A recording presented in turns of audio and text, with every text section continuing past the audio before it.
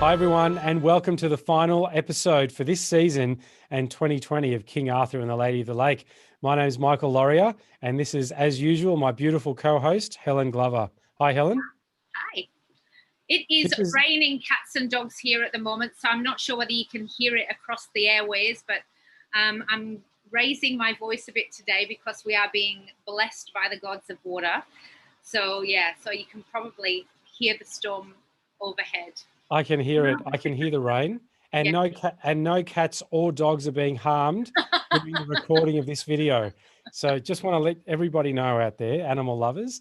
And as usual, an incredibly special welcome to Helen's earrings. Oh, Helen, would you like to introduce your earrings to us? Christmas colours. Look at that. More feathers. Look at all those feathers. Yep, they are beautiful. They are beautiful. And thanks to Cassandra as well from Pagoni because she shared our one of our chats, didn't she? Yeah. On her website, I think. Yeah. She's a great friend. It's her birthday today, actually. Is it? Oh, well, happy birthday, Cassandra. Happy birthday.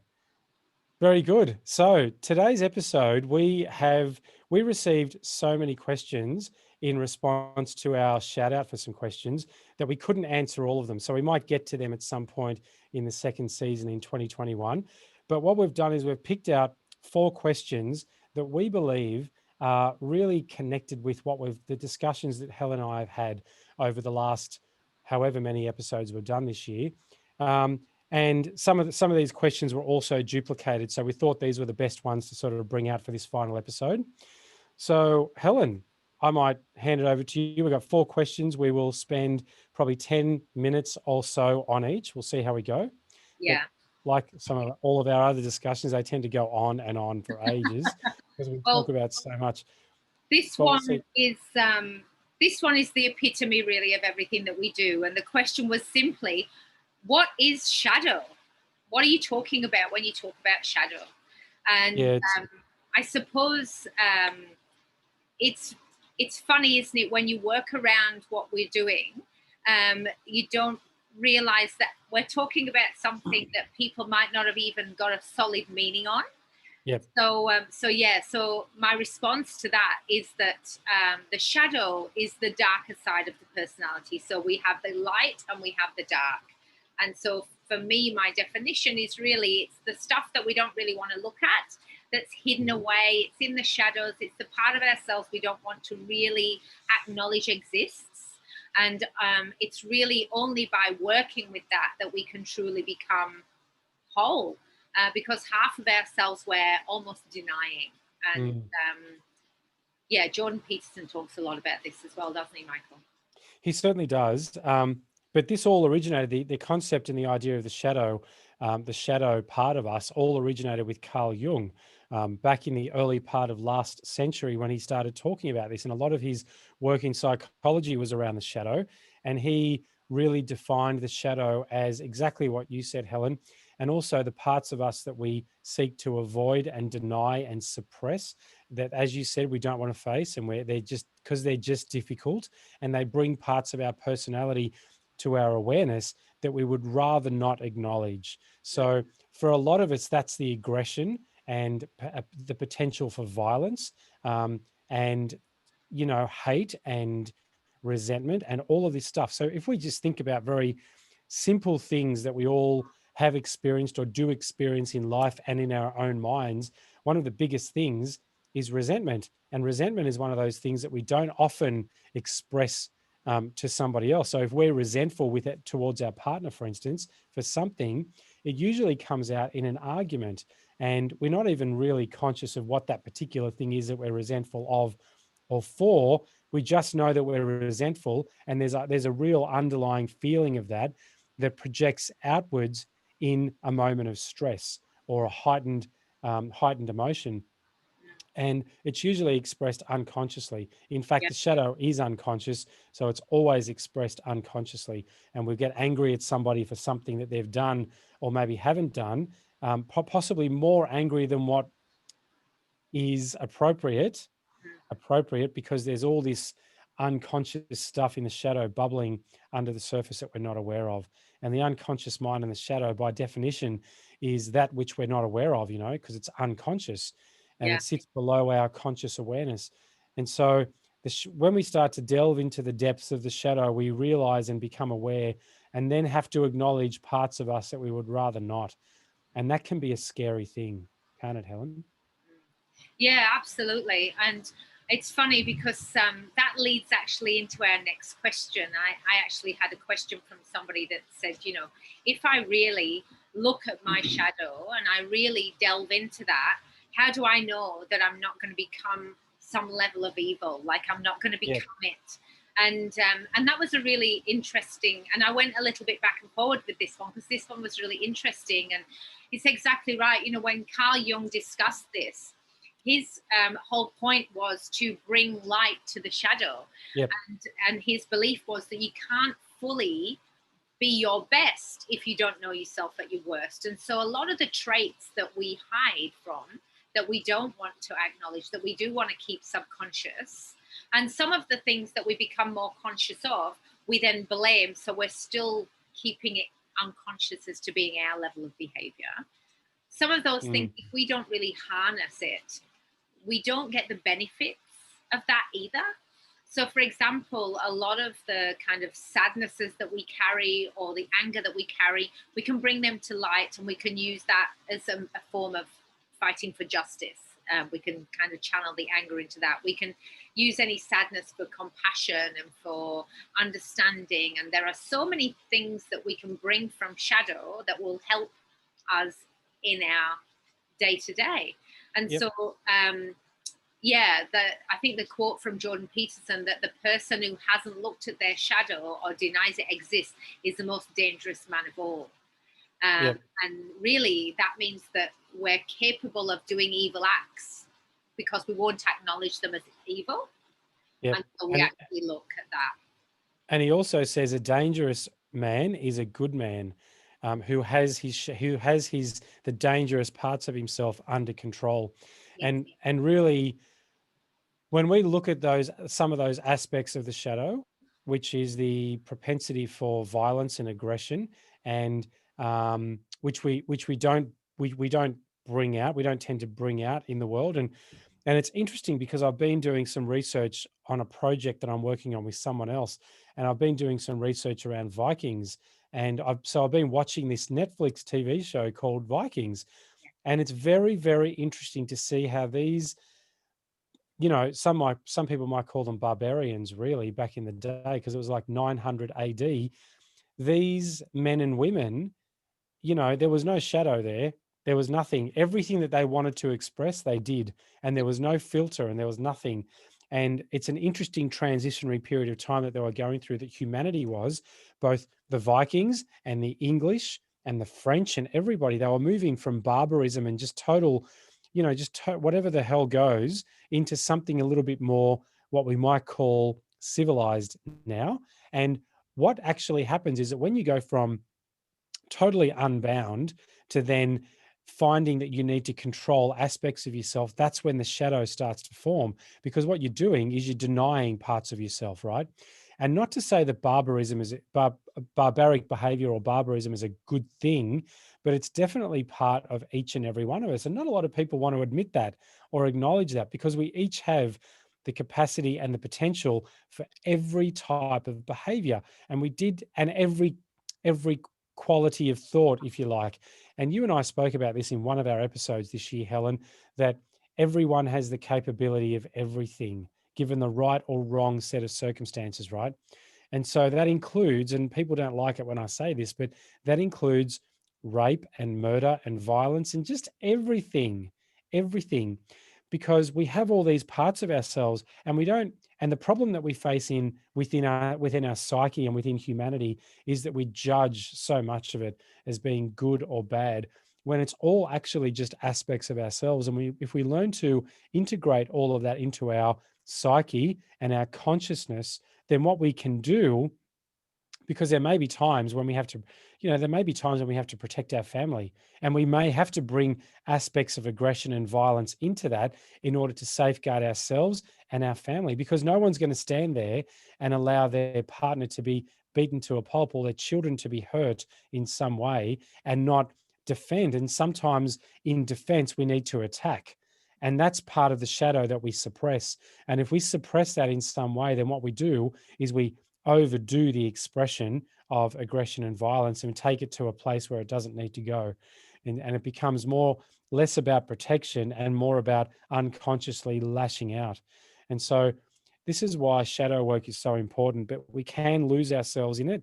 And I know I'm talking more than I probably should, because this is a combined thing here, Helen. But when we start talking about shadow, I've just got so much to share, because I've done so much shadow work, as I know you have over the years, and continue to do that.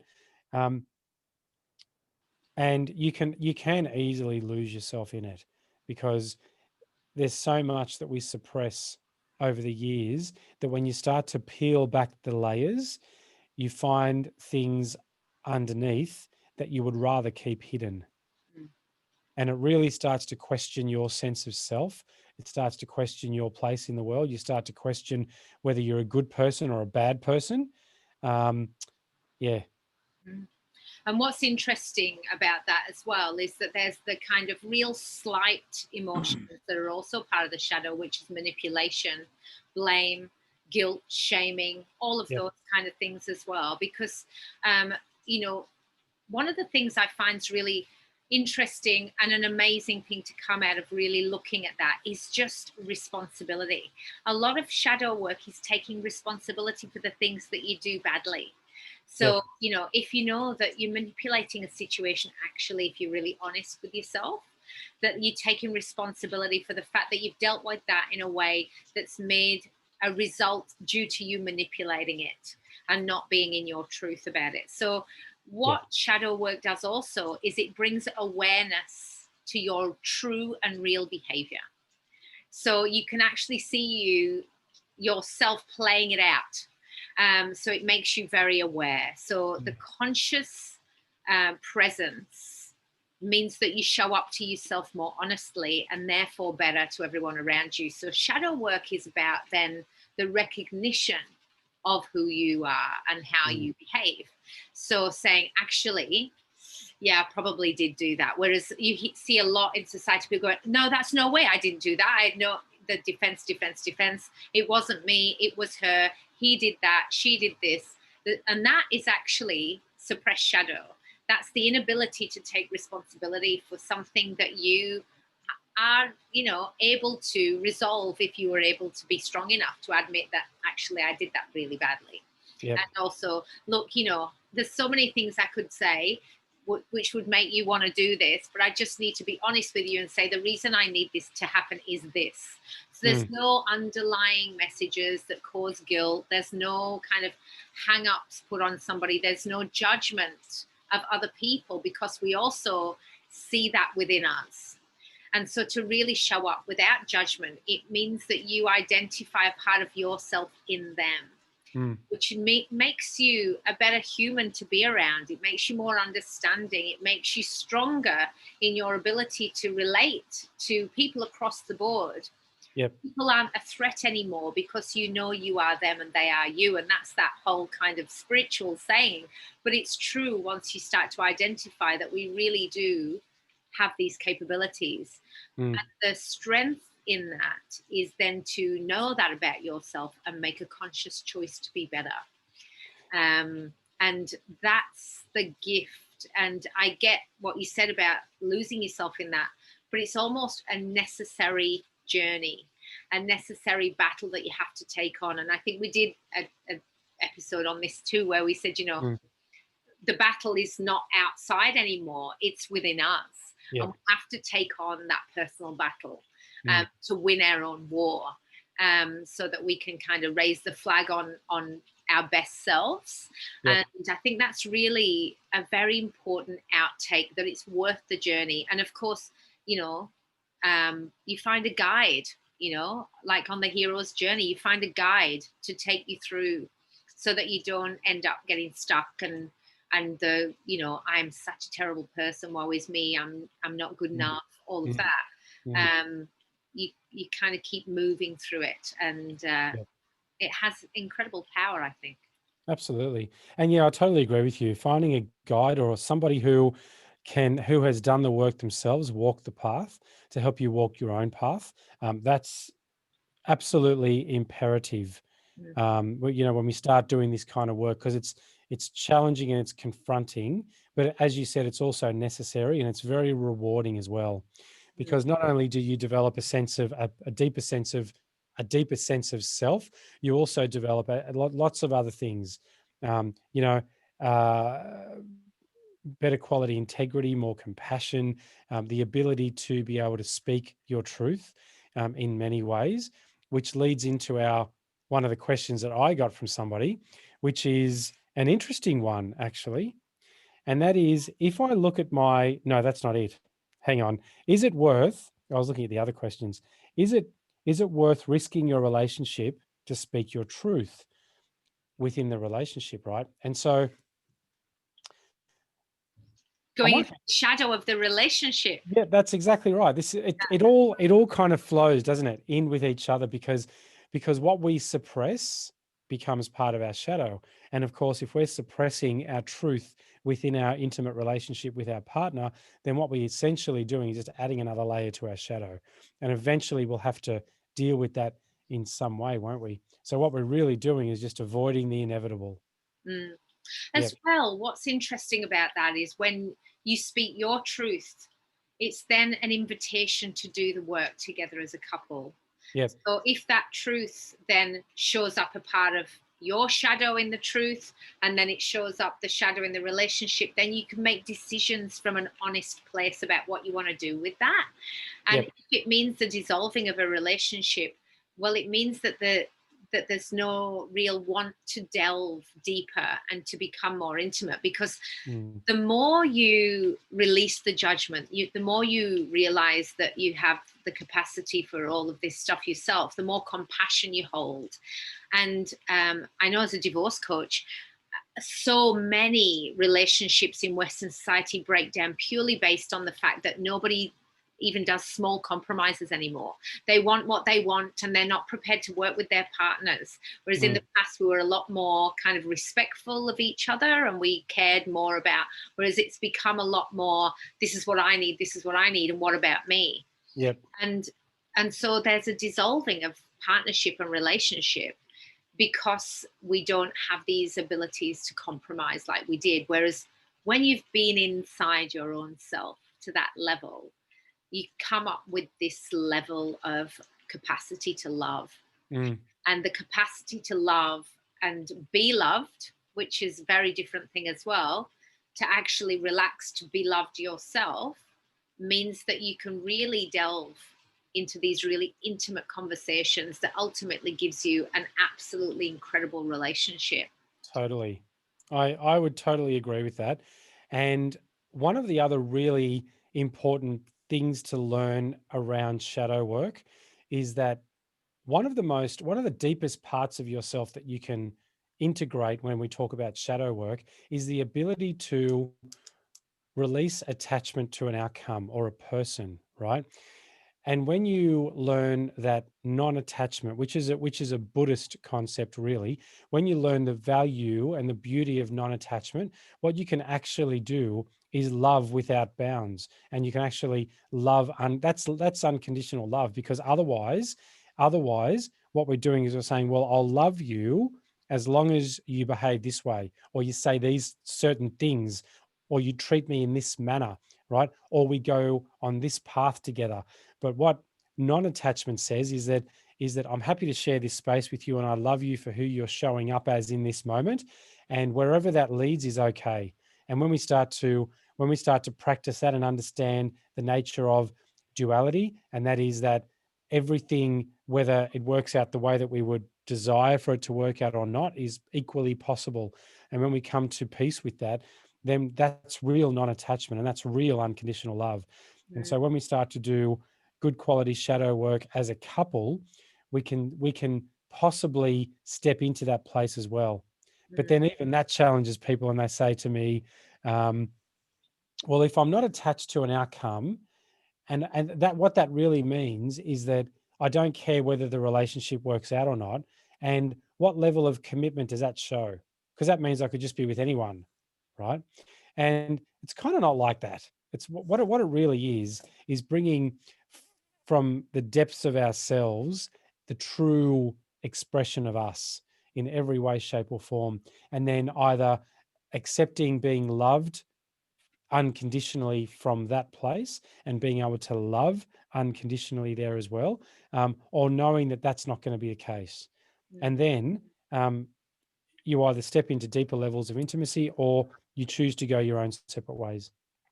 And the thing is that if there's a nervousness around actually being honest in your own relationship, well, there's shaky ground there, isn't there? So you're looking at whether one or the other person really doesn't want to go that deep, whether they don't have the capacity. So you know almost the answer once you're starting to worry about being honest. So like when you go towards somebody and say, well, this, and you kind of feel that the response is going to be X, that's probably, it's the fear of the response of the other person. Yeah. And so what does that mean then for you when you've told your truth? If you've told the truth, but then it's not accepted or it's not kind of, seen as something that can be worked through. I mean, that's the fear. A lot of people go, but if I do this, then I feel like I will lose my relationship. How am I going to cope with that? Then you've got to work through that process of the fear that comes from the fact that that actually might be the case, or what's going to happen from that point. And are you willing to do that? So again, that shadow work around the fear of being alone or losing that,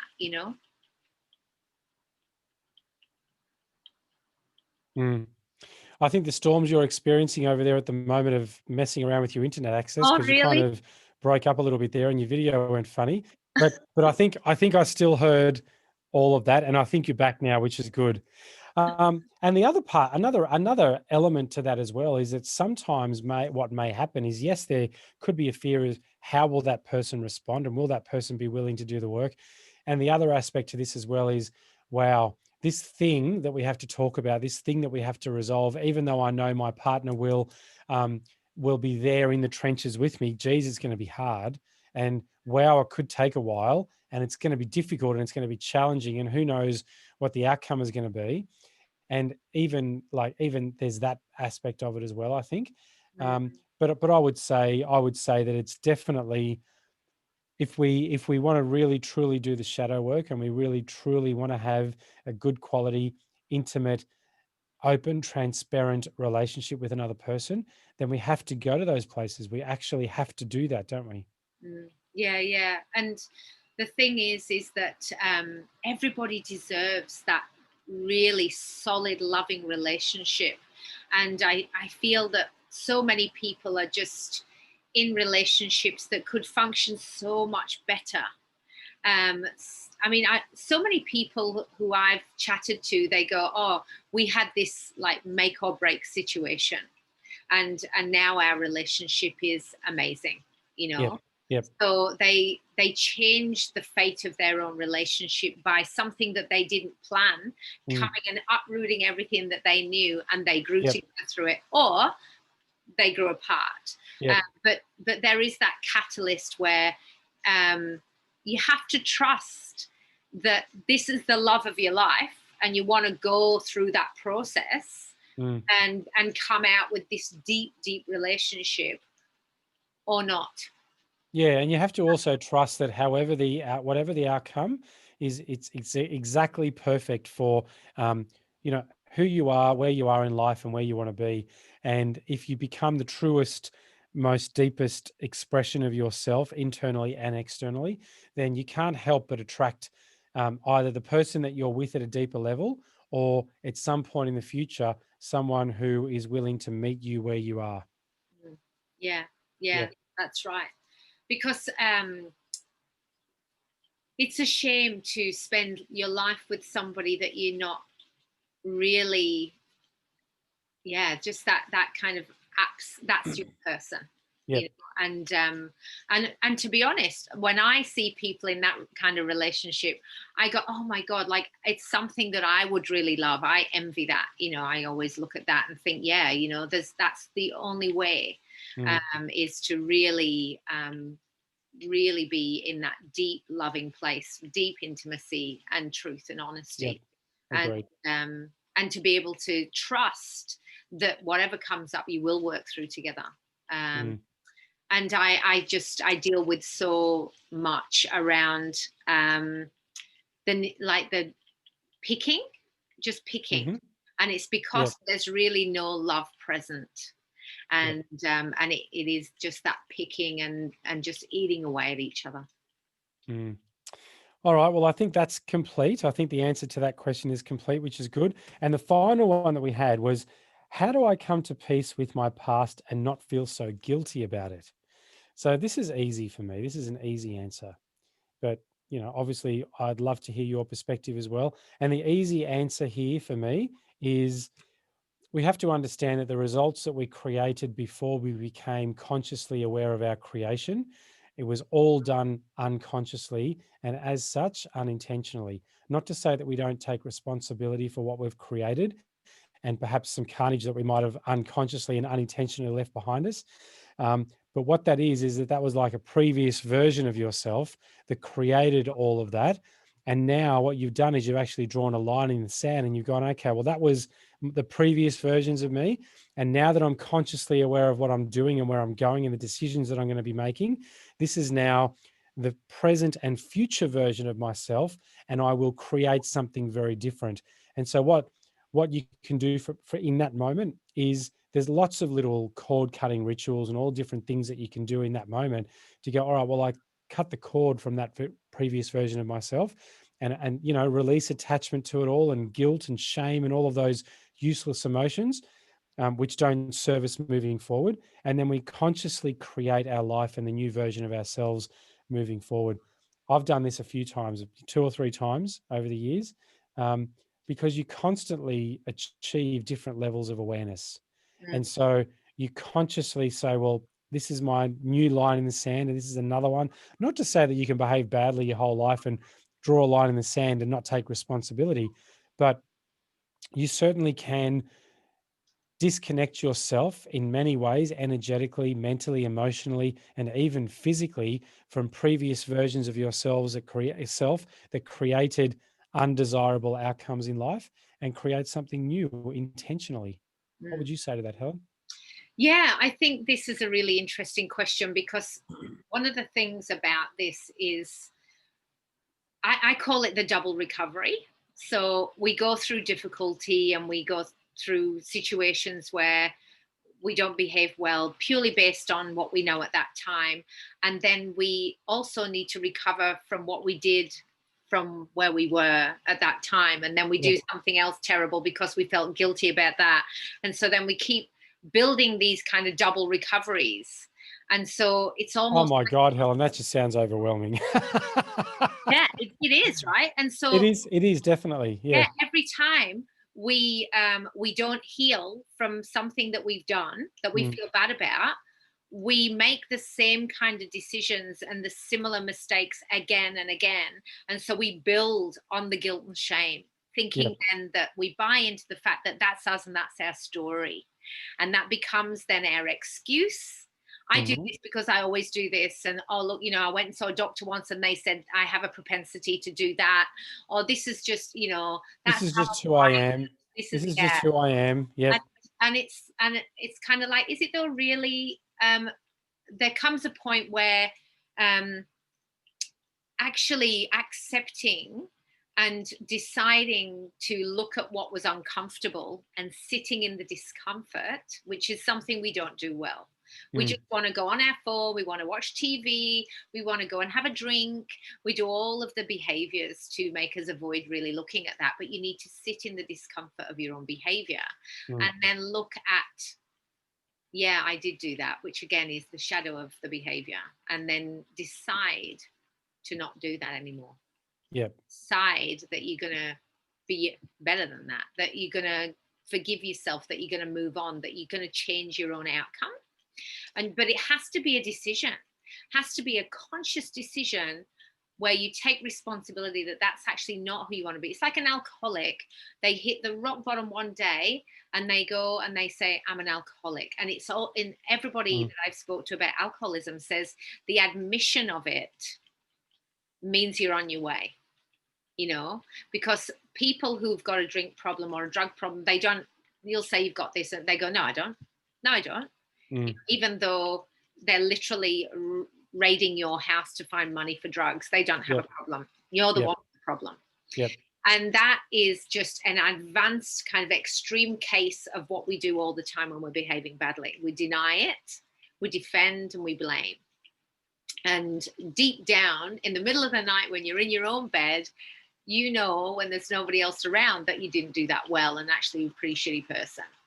So the decision to kind of say, you know, I behaved badly, I think I can do better than that, and I'm going to try, is powerful. And then it starts that recovery process. And looking at that from each person's point of view, each personal experience of, is there somebody to apologize to? Is there somebody to kind of make peace within yourself? Which way is the best way for you to really be able to achieve what it is that you feel you need to achieve?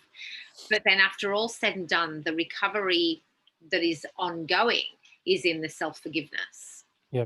And admitting and then forgiving.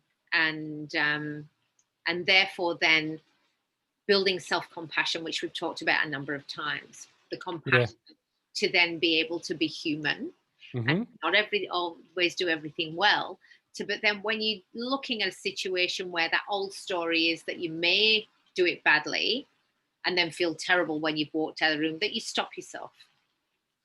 And that's where we move into mindfulness, and we have that kind of mindful moment between the reaction and the cause. So we're kind of taking that moment to go, I'm making a choice to not do that this time, you know.